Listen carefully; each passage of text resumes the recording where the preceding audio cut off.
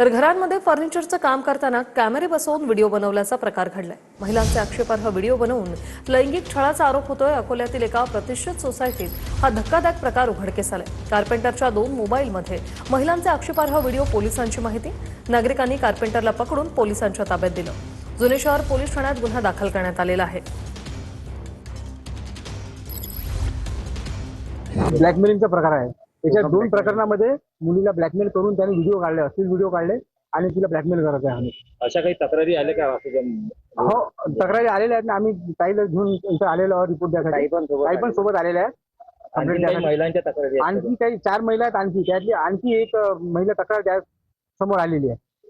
तर यामध्ये 2 तक्रारी देण्यास महिला समोर आलेल्या आहेत। याच्यात तसं पाहिलं तर 5 मुली याच्यात लवजात षडयंत्रामध्ये या आरोपीने अटकवले लवजातमध्ये। पण या 2 मुली त्या तक्रार द्यासाठी समोर आलेल्या आहेत। कोल्हापुरात एसटी वर्कशॉपमध्ये कामगाराचा मृत्यू झालाय। कोल्हापूरच्या मध्यवर्ती बस स्थानकातील वर्कशॉपमध्ये हा प्रकार घडलाय। चालकाने पूर्वसूचना न देता बस पुढे घेतल्याने कामगाराचा जीव गेलेला आहे। अपघाताची थरारक घटना सीसीटीव्हीमध्ये कैद झाली आणि अपघात प्रकरणी बस चालकावर सध्या गुन्हा दाखल झालेला आहे। भूषण पाटील आमचे प्रतिनिधी फोन लाईनवरून आपल्यासोबत जोडलेत। भूषण, काय सविस्तर अपडेट?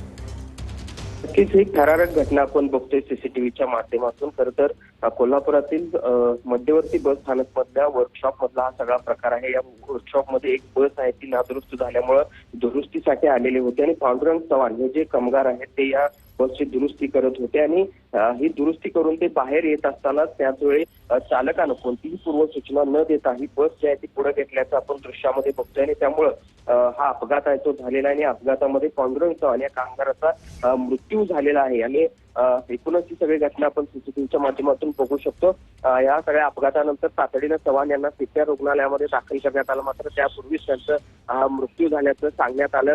नातेवाईकांनी एकूणच या सगळ्या घटनेच्या चौकशीची मागणी केली आणि सीसीटीव्हीची मागणी केल्यानंतर हा सगळा प्रकार आहे तो समोर आल्याचं आपल्याला बघायला मिळतं आणि या सगळ्या प्रकाराच्या अनुषंगानं आता शाहूपुरी पोलीस ठाण्यामध्ये संबंधित चालकाविरोधात गुन्हा आहे तो दाखल करण्यात आला। धन्यवाद भूषण, तुम्ही दिलेल्या या माहितीसाठी।